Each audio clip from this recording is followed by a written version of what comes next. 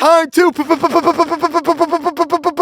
podcast. Hi guys, and welcome back to a brand new episode of Anime Podcasters. It is I, JaianMusic. I am finally back after a whole month-long hiatus, 2 episodes off. We're back, and today we will be giving you a Yu-Gi-Oh! Think Tank. We invented 3 cards each. We are about to take over the dueling game. Duel Monsters is about to include 9 new cards because of how epic they are. And I am joined with the gingerest of duelists, Ginger Wheeler. How's it going? I thought you retired. I thought I was done with you, and yet here you are. Like, I'm so happy. Am I never going to be free of you? Is this Hotshot, my life? I'm so happy right now. You have no idea. I missed you, man. I missed you, dude. Go back, wander with the elk. Go be with your brethren. Find maple syrup on trees. Just leave. We got Murel with us as well, the assistant, the co-host, the dual Discord bot maker. How's it going, buddy? I'm good.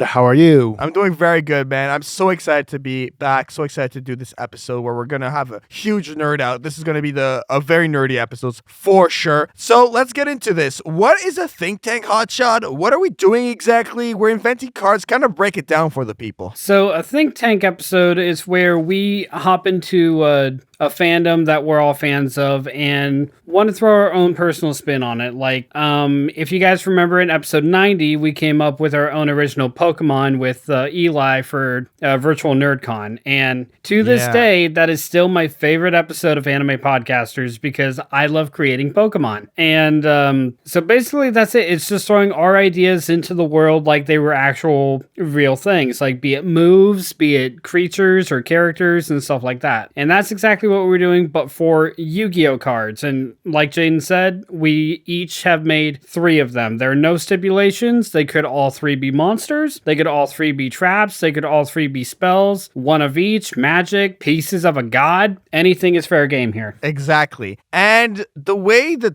think tank functions is that when someone brings up an invention of theirs, the 2 others can either approve, disapprove, or if there's one that approves and one that disapproves, different outcomes appear. What would those outcomes be, Hotshot? What fate do the cards get upon these 3 possibilities? So, if the cards are universally hated by the other 2 participants, then it is banished to the Shadow Realm. If both participants like it, it becomes a god card. And if one person likes it and one person doesn't, it is sent to the graveyard, meaning it can still be used, but it's just not on the field. All right. Yes, exactly. And we'll keep track of that of that to let you all know at the end what was banned where, so Murel can let us know that at the end. Okay, who wants to go first? Let's start with you, Hotshot. What were the factors at play when you were picking and inventing your cards? Jaden.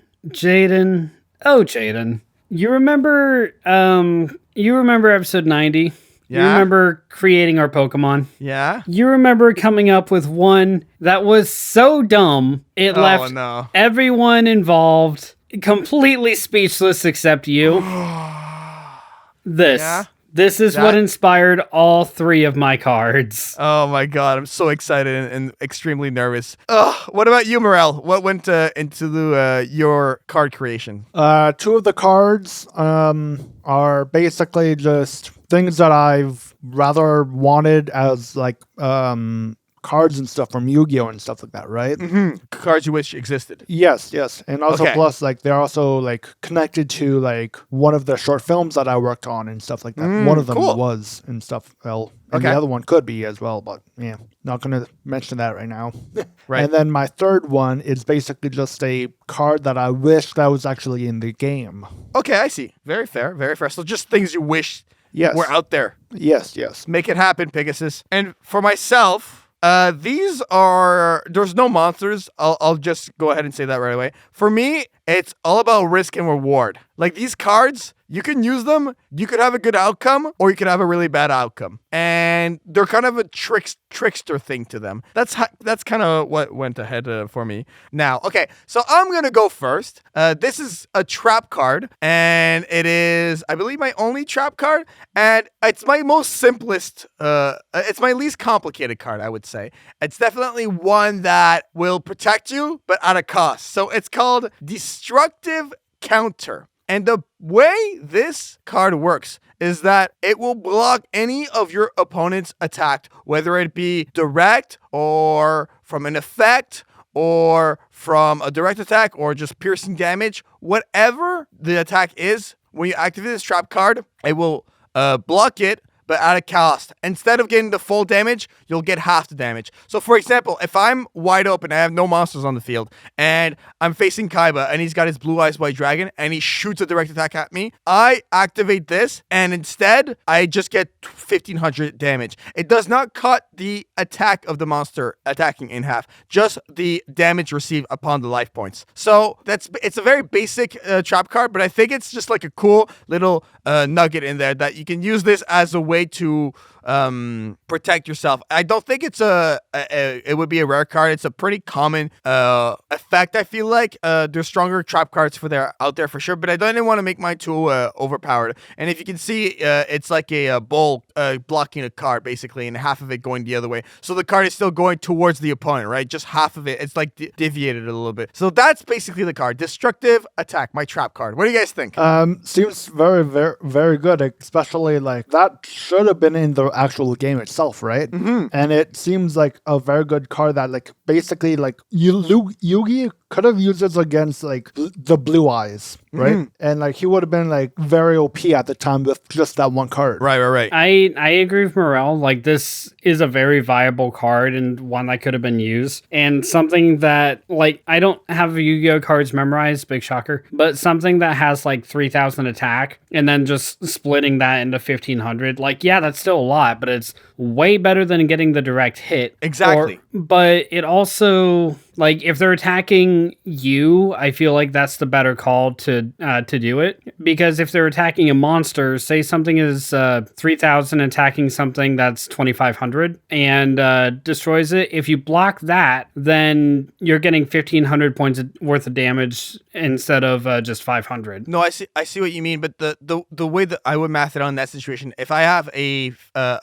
monster with 2500 attack in attack position and I get attacked by a 3000 attack by a Blue Eyes, we'll just keep it simple, by a Blue Eyes, if I activate this card, my monster is getting destroyed, but I'm only losing 250 life points. Okay, so it's half the total damage that was taken anyway. Yeah, specifically the damage. Okay, that makes sense. Yeah, that's the way it works. It's only to do with the damage, you see? And I think the other thing is too, this card kind of has a cool loophole, because if you have like, let's say 300 life points left, you know what I mean? Yeah. Like this card, if you're about to lose, I don't know, you're about to lose 200 life points, activating this is not like anything bad, because your life points are so low that you might as well just lose a little bit more. It's not a big of a difference, you know? So there's a way to play this. I think it's stronger in the early game, because obviously it's totally situation dependent. So yeah, that's the card itself. That's everything I have to say. What do you guys say? Where's it going? Well, I think it's viable, and I think it's a very useful card, so I approve. I approve too. And what was the fate again for approval? God card. Yes. Okay, I get a God card. Yes. All right, perfect. Destructive Counter, God card. Perfect. All right, let's go to the next one. Whoever wants to go next. Morale, you want to go next? Sure, I'll go next. I did get mine figured out, so I am ready to go. But yeah, I'll let you go. Yeah. So the card that I've made is basically just myself, Murel Koval. Are you serious? Yes. I respect it. No. I turned myself into a Yu-Gi-Oh card. Oh, dude, come on. The reason why I did it, it is a monster card, all right? Level 4, normal, just... He's a mage and stuff. He's a pagan mage, which I am pagan, so that's what I went with. He uses his microphone to transmit audio waves that become incantations that are from an ancient language that cannot be translated because it's been lost for centuries. and stuff. And the attack and defense, it's not really OP. It's just 1,000 attack and 1,400 for defense. That's it. So no effects? No effects on this card? No effects, no. Okay. I mean, I'll be honest, like, I think it's cool that you, like, threw yourself in there, but, like, this is like early Yu-Gi-Oh vibes for me, you know? This is like a Celtic Guardian kind of thing where it's like, you know, it could be like a close to the emotional bond cards when you're playing Yu-Gi-Oh if you were in the anime itself. But I think that the concept is cool, but for me it lands kind of like, it's kind of a meh to me, you know? Like I could just kind of graveyard it personally. What about you, Hotshot? I respect it too much to do that because he did a self-insert card, and if I do anything with any fandom ever, it's a self-insert. So I respect the hell out of you, Murel, for doing this. So I approve. Okay, okay, you know what? I'll god card it too. Fine. Because fuck Fine, it. You're getting a god. Morel's a god card. Yay! Yeah. And I love how he gave himself the golden writing because it's a rare card. Oh man, Murel. Oh, you're one of a kind, man. You're one of a kind. I'm not gonna lie, if I knew what that meant, I was gonna be like, you pompous asshole. No, Shadow Realm. But I respect the hell out of it. Going back to what you said about like the old early Yu-Gi-Oh and stuff like that, those are the Yu-Gi-Oh like series, seasons and stuff like that I really enjoy. Yeah. I have not watched any of the new stuff. That's fair. That's fair. All right. Let's go to yours, Hotshot. What's your first pick? All right. So don't take any of mine seriously. That's all I'm gonna say. But I'm gonna do my monster first. There's gonna be a lot of Shadow Realm on this one. And boom. 9 lives. This is the 9 lives card. Why does it have so many stars? Because it's awesome. Wait, does it have an effect? Nope. Cuteness. It's just cute. Oh my god. It's not even that great defensively, and that's its best stat, and it only has 100 per cat head. Oh, 900 attack, 1800 defense. Okay, Murel, I swear, if you god card this, I swear, Murel, I'm not even kidding, Murel. I'm not even kidding. This is going to the Shadow Realm, okay? I like it. Yes. Do you have anything else to say on it? Kitty cats are my weakness. Oh my gosh. Look, if I get one card in the game, I'm fine. Oh my god. No, okay. I have nothing else to say on this. This is like a meme. Yeah, you're right. It is. That's what inspired all of my cards. This is me getting back at you for so dumb because it was so dumb. Yeah, but I actually like put thought into it. Yeah, you did. I didn't. You didn't put no, exactly. Good for you.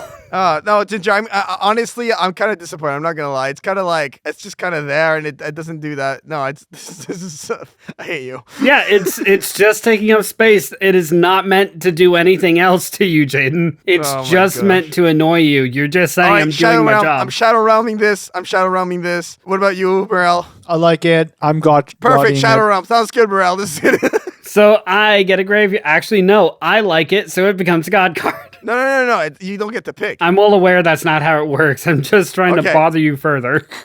All right, so graveyard. Okay, fair enough. Graveyard. All right, I'm going to go to my second pick. This one is wacky. And I kind of inspired myself from there's another card that kind of has a similar effect to this. I know there is. So basically, it is called Life Switch. It's a spell card. And it's just there's no, it's not a quick player. I know, I made it a quick play. I just think that Kyo put the wrong token. I think that's a ritual on the one, but that's fine. It's a quick play. And basically the way it works is that you activate this and you select the number between 1 and 6 and you say it out loud. Then you take a 6-sided die, you roll it, and if you get the number that you said out loud, you and your opponent will switch life points. Meaning if I have 100 and you have 8,000, just like it's displayed on the card, you now have 100, I now have 8,000, okay? And if you don't, and on the flip side, if you don't get it right, you lose half of your life points. So it's kind of got something similar to my last card,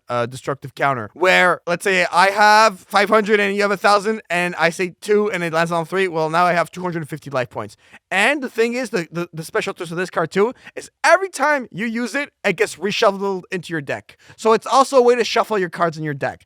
So yeah, that's kind of the pitch. Hotshot, I'm going to ask you for your thoughts. And Murel, I want you to look it up for me. I know there's a card, like type in just Yu-Gi-Oh card, life point switch, and I think it'll come up, but I just want to remember the name of the card that inspired me for this one. So yeah, Hotshot, what are your thoughts on this? I mean, that is basically a death sentence if you do get it right. Even if you don't get it wrong, if you get it wrong, I feel like it's somewhat of a light penalty. Only because, like, let's say it is 8,000 to 100, like it is now, and you're trying to switch with the 100. And if you get it wrong, you only go down to 50 life points.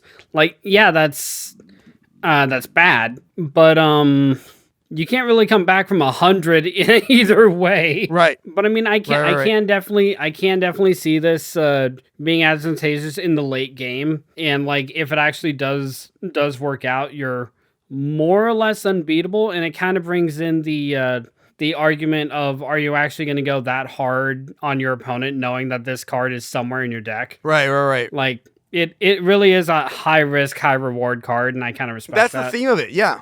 Exactly. I kind of respect it, but I'm also trying to think more on the balance side of things. No, I totally get it. And it's actually, did you find the card, Murel? Yeah, just I think it was called Life Equalizer. Life Equalizer was one I definitely looked at. Life Equalizer, it's this trap card. Yes, I remember this. You activate it when there's a specific amount. Like I think, activate only when the difference between both players' life points is 8,000 or more. Both players' life points becomes 3,000. It's kind of inspired of that, but it's also inspired by Reversal Quiz, which is another spell card. You send all your cards in your hand and on your side of the field to the graveyard. Call the type of card on the top of your deck, and if you call it right, you exchange your current life points with your opponents. So it's kind of like Life Equalizer and like Reversal Quiz. It's kind of a mix of those two put together. What are your thoughts, bro? Definitely seems a lot of OP. Even if you are like, let's just say every time you use it, you get the number correct and stuff like that, right? Like it's a 1 in 6 though. You know, yeah, it's a I know, but like still like 16.5% chance. Yeah, no, but still like it's like it is OP and stuff. Yeah, it definitely is. But there's that's why I put a huge risk to it, because half of your life points is still half of your life points. You know what I mean? Yeah, no, but here's the thing. Like, what if you're at like, if you are both at like, let's say they are at like let's say 200 and you're at 100, then you'll be down at 50.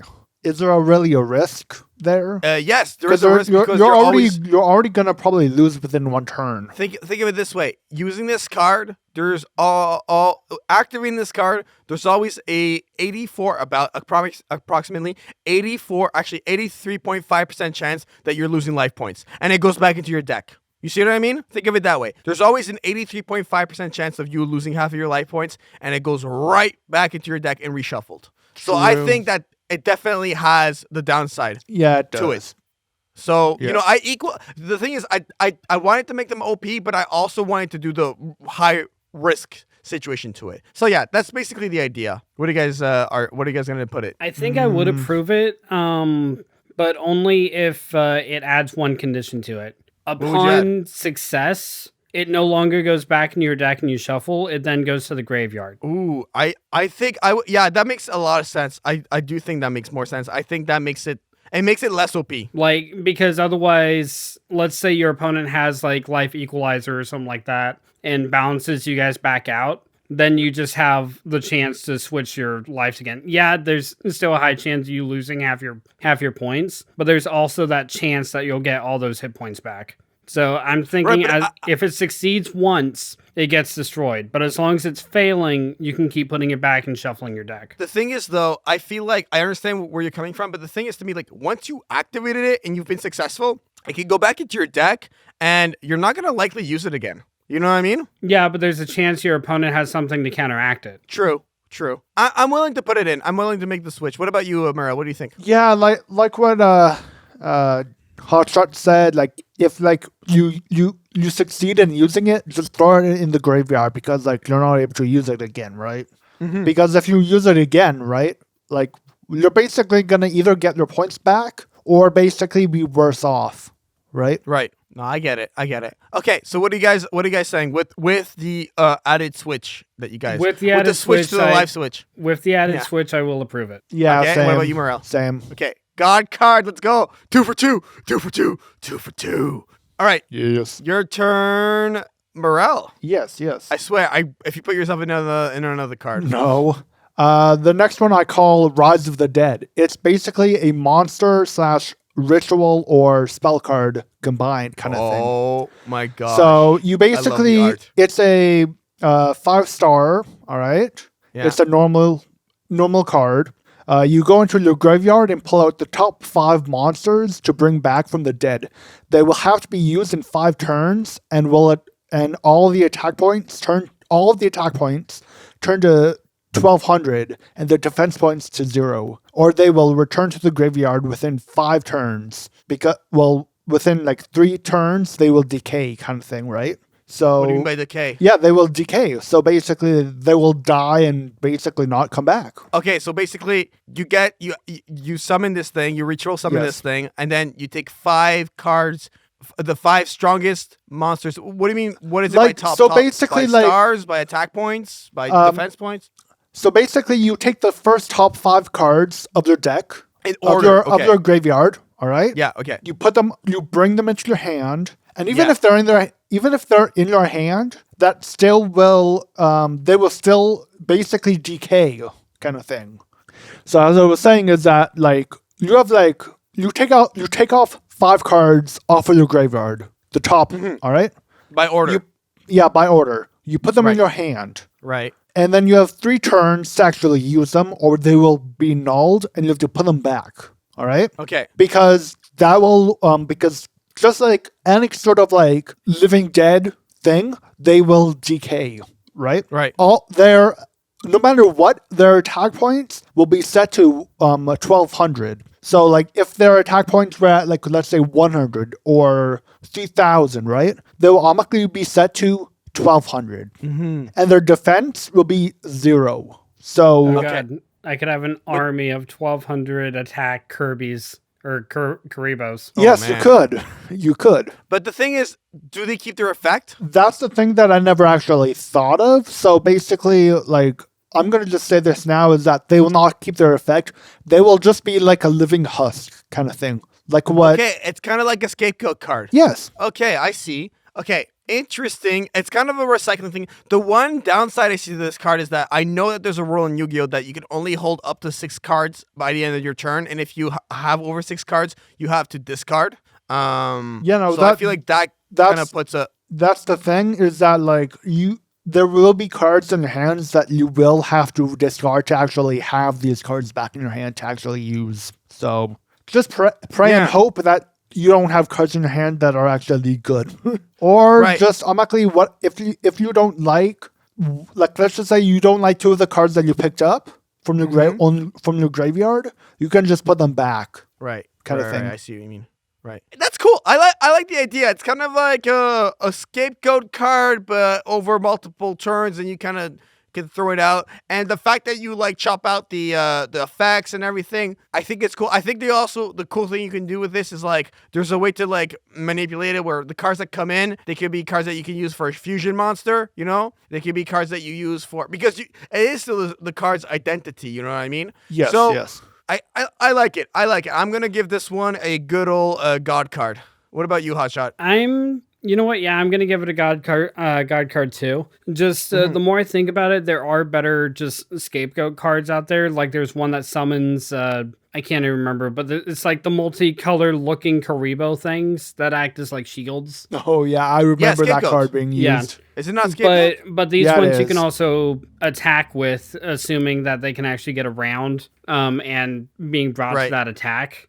So, I'm going to go ahead and give it a God because you can't attack with the other guys because their attack is stupidly low. Well, and also plus, like you said, you want to have like 5 different Karibos attacking at once. Yeah, that's just having an excuse to have 5 Karibos, if I'm being honest. And the thing I'm thinking of, too, is that this card could it's not that OP. Like, it seems OP, but it really isn't because if I'm summoning like a bunch of monsters at 0 defense in defense mode, yo, if I have a monster that does like piercing attack damage, meaning when I attack you and you're in the defense mode, it still comes out of your life points. The difference, 0 defense points is a very dangerous thing. Yeah, you know what I mean? That's one of the risks about playing this card. That's the thing. So it's a risk. I like it. I definitely like what I'm seeing here. I like it too. Hotshot. So that's gonna be a god card. God card for Rise of the Dead. Your turn, Hotshot. Your second pick. All right, here we go.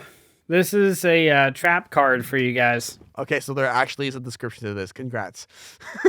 So you say. Oh man. Embarrassment. It embarrasses the opponent's last used monster. What do you mean? It's just a whoopee cushion on a chair. That's nothing. It is.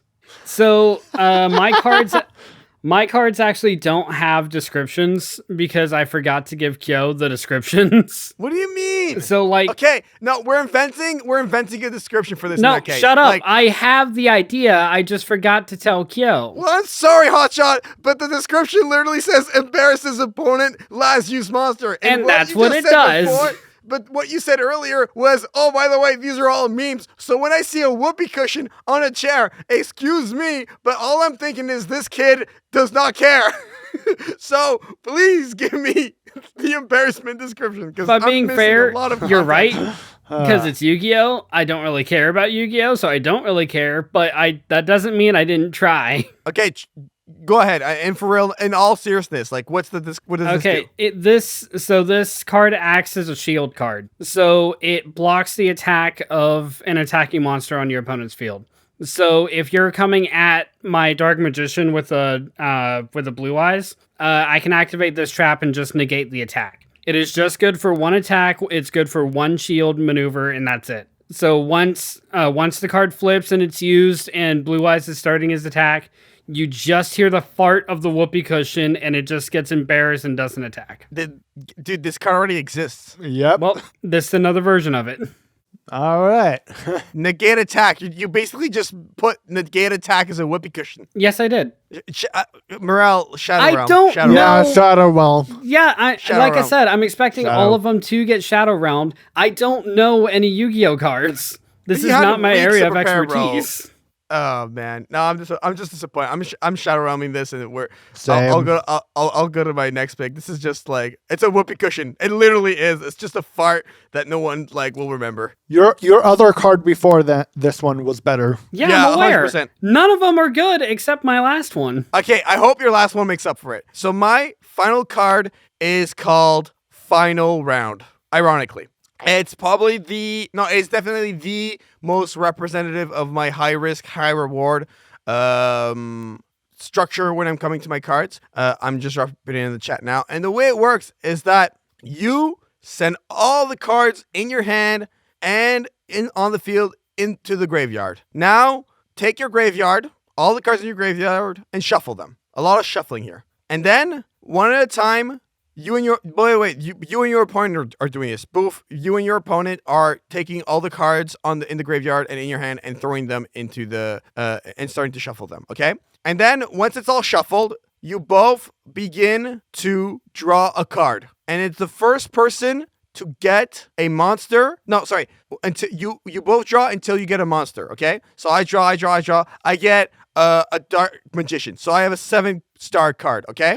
And you draw, and you get the Celtic Guardian, and that's a 4-star card. Well, because I drew a 7-star card, and it's the first one I drew, I win because my card has a higher higher star level. And the big thing with this card is it can only be played after the 20th turn, which usually duels don't even last that long. So that's basically the idea here. This is a final round. Like, this is a decisive card. You're playing this, and someone's losing, someone's winning. So yeah, that's the thing with the card. And the other thing is you can manipulate it. If you have like a deck with a bunch of high monsters, high level monsters, and that your opponent only has like low level monsters, it's kind of a way for you to guarantee the round. But also the fact that it's over 20 turns, a lot of cards will be in the graveyard within 20 turns, considering discards, destructions, and all that kind of stuff. So yeah, that's the idea. Plus all the cards that you're going to be throwing in yourself from the field and in your hand. It's I love this card. This one is the one I put the most thought into for sure. So what do you guys think? Definitely creative and stuff, because basically, like you said, you play it once and stuff like that, and it's more of a you don't really know what's going to happen. Someone's going to win, someone's going to lose. Yes. And like you said, like if you know that you have like all better cards than your opponent, then you can use it to your advantage and stuff, right? Right. But like, what if like they have like one card in the graveyard that you were like, oh shit, they have this. They could have destroyed me, but I destroyed the card before it could destroy me, kind of thing, right? And what if they play that card that's like, let's just say a level 8, right? And you only have up to level 7s, right? Mm-hmm. So like, what are you going to do then? Like, you basically just in that situation, what would happen is that, you wouldn't only have a level 8 card in your graveyard, because if you wanted a level 8 card in the first place, you would have had to sacrifice 2 lower level monsters, So there's a chance that you draw a level 4 monster, you know what I mean? It's all like luck based at that point, you know what I mean? Yes. And plus, that's why I'm also throwing in the caveat that you have to throw in your entire hand and cards that are already on the field. Like that, it maximizes the potential amount of cards. And also the fact that you'll be in the 20th round, a lot of cards will be thrown out as well. So this one is foolproof. And the thing is, too, this card can be countered. This card is not, like, immune to negate spell card. You know what I mean? True. So I really think it's got a lot of downsides, but it's got a huge upside. And it's a 50-50 split at the end of the day, because you're using this, and you could activate this and lose. It's like the Time Wizard card. You could bring a monster back, or you could lose half of your life points. It's a strong card like that for me. So, yeah. What do you think, Hotshot? I will agree with Murel when he said it's a really creative card, and you're right. It's a decision-based card. You play this, someone is definitely winning, someone's definitely losing. Could be you, couldn't be you. But personally, I'm going to Shadow Realm it. The only reason, because like this thing has been taking until the 20th turn of the duels, and like you said, yes, this is an endgame card. It is meant to end the duel. And basically your entire deck's going to be in the graveyard at this point. But I'm also a believer in, if you've gone through it this long, you may as well stick it out, as opposed to playing something that could just end it right here and there. So if you're dueling till the 20th turn, you may as well go another 20 turns and see who wins that way. Right. No, I understand what you mean. Like, for me, the way I saw it was that it's also a way to, if you clearly see that your opponent is taking, like, advantage, it's one of those cards that can, like, change it's a Hail Mary. It's got a Hail Mary thing to it, too. But yeah. I totally understand what you mean. For me, I don't know. I really am happy with the way I created it. So, but yeah, I totally respect your decision. So what about you, Murel? What are you doing?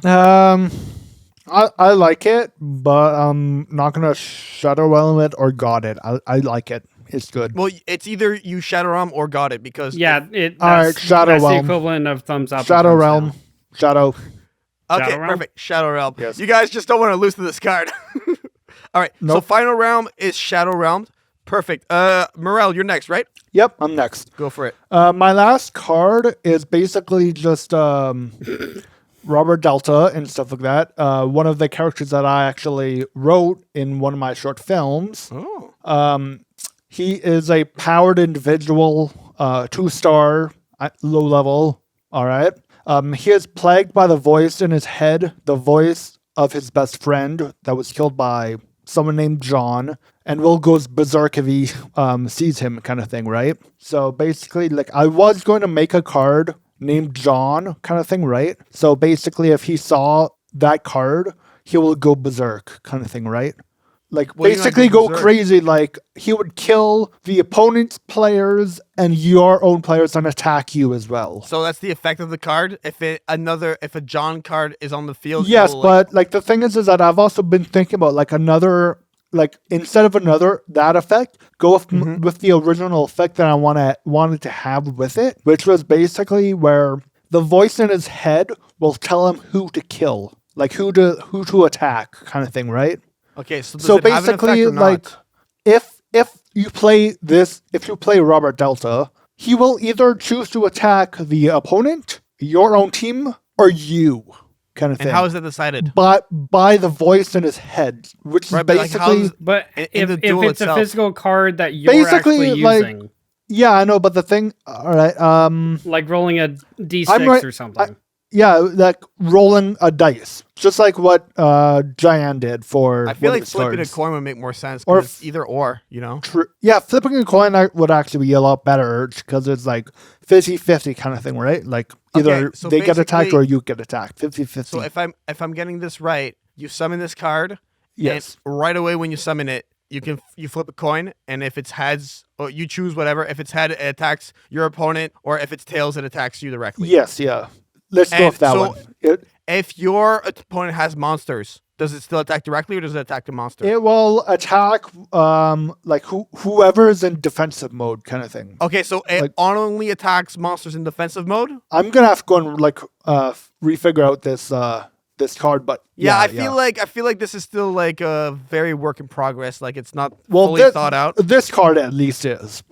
Okay. Yeah, for that reason, I'm going to have to Shadow Realm because I'm interested. I feel like I'm ready. I'm willing to God card it. I think the way this card should work personally is you summon it right away. You flip a coin. Heads, it attacks you. Tails, it attacks your opponent directly. And at the end of the turn, it just dies because it's insane. It's just like a sprint kill, like murderous thing. It takes itself out at the end. Yes, that's the way I see it. What about you, Hotshot? What do you think?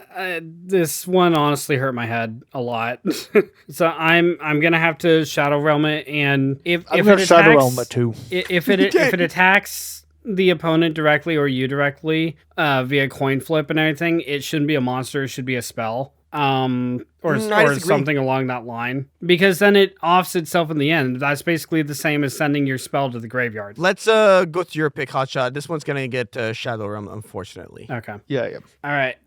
So my last two were meme cards. I will fully admit this, and this one I actually did put effort into. All right. So this one's called Roll of the Dice. Ooh. Okay. So the description Kyo put in was, depending on your rolls, something will change. And again, this is only because I forgot to give the descriptions to Kyo. So, the actual description is flip a coin, your opponent makes the call. If the opponent calls correctly, you flip a coin during a monster's attack, in which case the defender will make the call, be it your opponent's monster attacking you or you attacking them. Whoever's defending is calling the coin toss. Okay. If the defender calls correctly, the attack does not hit them. It instead hits the attacker for full strength.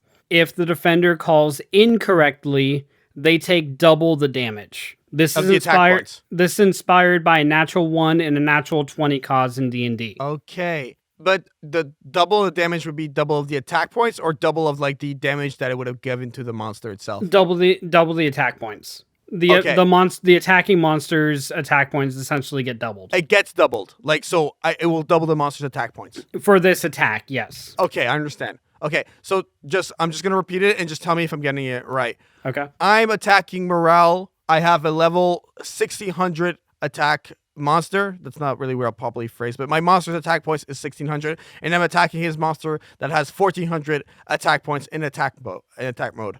I activate this onto my attack. So I feel like this would be a quick play, right? This is a quick play card.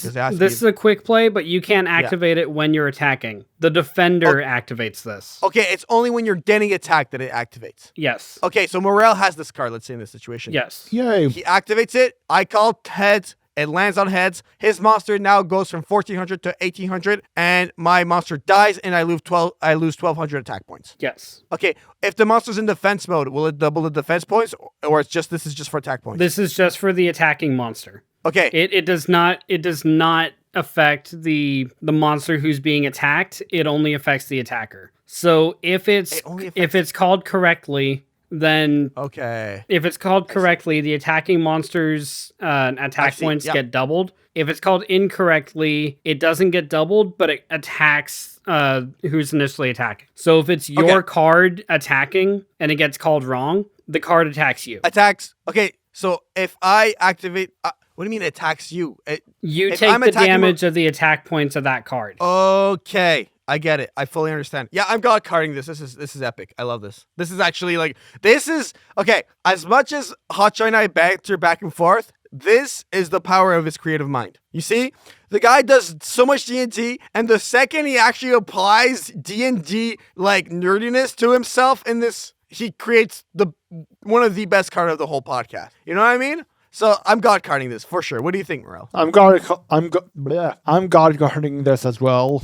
It sounds very good, especially for if you are trying to preserve your own points and having a powerful defender, right? You get attacked, and it could basically save you from ultimately losing the game, right? Right. And like, instead of you losing, they could automatically lose because you could have like another card in your deck that you could just automatically pull up, and it's like, oh, I could win this, right? Yeah. Right. Like, exactly. Imagine this getting rolled on like a Blue Eyes' roll. And Blue Eyes has, let's just say, like 3,000 attack points. And if it goes through successfully, it'll have 6,000 for that attack.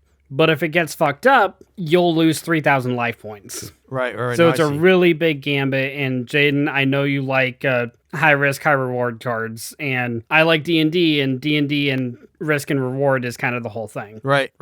It makes me think of this one card, and I'm trying to remember it, but it was used by Zane in Yu-Gi-Oh! GX, and basically what it would do is double the attack points of a monster, for a cyborg monster specifically. And then at the end of the turn, it would destroy the monster. I think that's what it would do, like something like that. And I think that's, I don't know, it has like similarities to other Yu-Gi-Oh cards. It makes me think of like there's another card called United We Stand, and like when you equip it to a card, it gets 100 attack points and defense points for each face-up monster that you control. So it's a cool way to like, you know, shift the game. This can definitely like completely change the course of a duel. So for that, I'm down with this.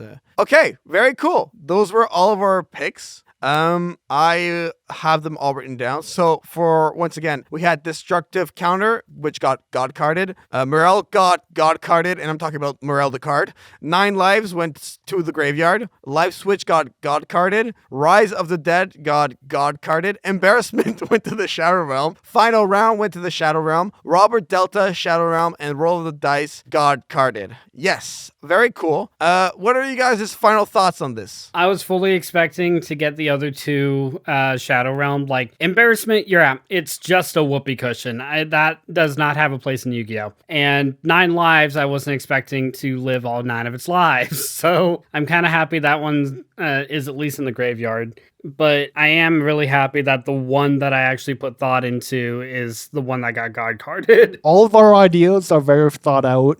33%, well, 66% of us, of the 3 people here, are actually fans of Yu-Gi-Oh!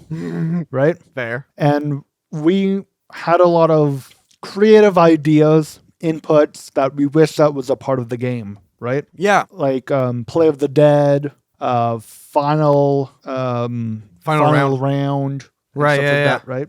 Yeah, no, exactly. For myself, the thing is, I grew up on Yu-Gi-Oh! And I knew it was going to be a Thinktank topic eventually. And I'm just glad we got to do this because it had like all these creative elements to it. And to me, like my favorite card, like out of total personal bias, I really felt like no, I gotta say Hotshot. Roll of the Dice is my favorite one. I just feel like it's simple, but it's creative too. So I have to give you you're doing that one. But for me, I definitely feel like Final Round. To me, Final Round was a card that was very reminiscent of another card. I can't think of the name right now, but it was basically one that you activate it, you pay 4,000 life points, and after 20 rounds you win. It was kind of like a flip of that. So I that was my take on it. But I'm just really happy with this podcast. It was this episode. It was great. Reminder that every single art here was done by Kyo, right, Murel? Everything here was drawn by Kyo, even the Robert Delta, I'm guessing? No, the Robert Delta, no. That was provided photo by me that I took. Okay, I got it. Okay, well, basically, Kyo does all the art for the podcast, and he did most of the art for the cards, and he's super creative and is available for hire, so go follow him on Twitter at GoProKyo for all of your artwork needs. You can follow the podcast at Anime Podcasters on social media. We are on Twitter, Facebook, and Instagram.